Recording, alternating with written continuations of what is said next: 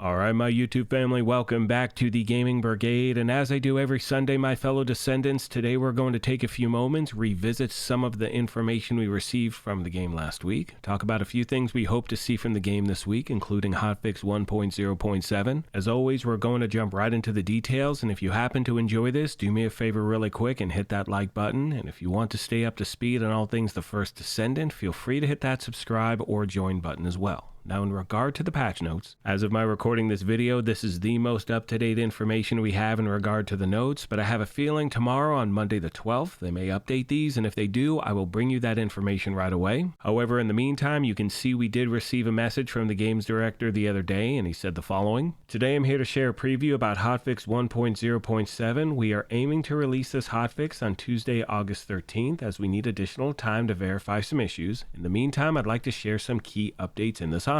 First of all, we're adjusting the options for the infiltration operation on hard mode. The grappling hook disabled and jump disabled options will be removed from the selection list. Additionally, the select all option will no longer be deselected when the changes are made after selecting all options. Moreover, we are planning further improvements for the infiltration operation on hard mode in Season 1. These include removing occupation tasks and focusing more on eliminations. We're also replacing the random combination of options with preset selections and expanding matchmaking parameters. Now, I know for a lot of players out there, including myself, matchmaking sometimes is really hit or miss, and for me that is something I am definitely looking forward to seeing the game continue to improve on. Next, let's talk about content adjustments. We are going to add some extra time for you to choose your restart option after completing intercept battles, special operations, infiltration operations as well. For your preference, restart with squad and restart alone buttons will be provided. That's definitely a good thing as well. He continues by saying, additionally, we're making characters invincible when standing on hazardous areas after intercept battles are done, making use of the reconstructed device more convenient. Another good thing. Finally, at the bottom, the difficulty of the Frostwalker mechanism will be adjusted so you can enjoy this void intercept battle through public matchmaking more easily. Now, one thing I've heard from so many different players out there is that if you're using public matchmaking to try to take out this boss, a majority of the time it's going to turn into a dumpster fire because unfortunately people do not know what they're doing when it comes to this boss. It takes a level of coordination as a team, and if you don't have that, we all know that can get sideways really quickly, and the bottom line is that if you do not have a dedicated group, which most people don't, or you just have an opportunity to jump in and your friends aren't available, you want to know you at least have a chance of being able to defeat that boss, because I know a lot of players out there have hit a roadblock.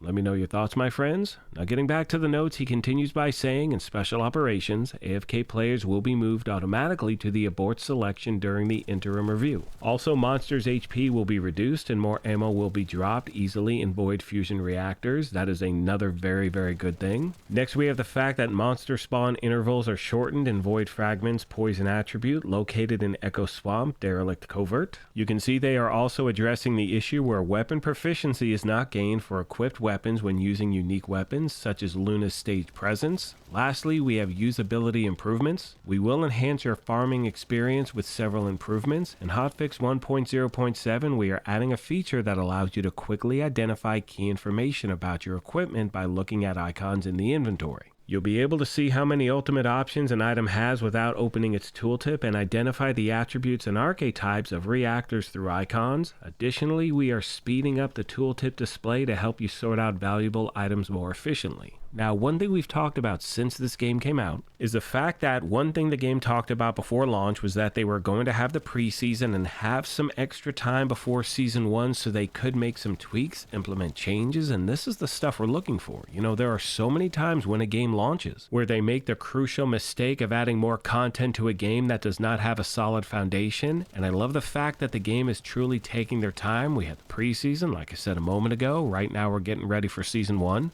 And what's really impressive to me is even with all the updates we've had since this game came out, we are still on schedule for Season 1. Let me know your thoughts. Now, at the very bottom of the notes, you can see the director said, one last thing from previous patch notes where we discussed plans to support build diversity, we noticed discussions in the community about whether socket types need to be assigned 11 times for each loadout page. Rest assured, we aim to support build diversity in a more user-friendly manner. If you prefer to use the same socket type across loadout pages 1, 2, and 3, your current setup will remain unchanged. Socket type assignments will only be required if you want different socket types for each loadout.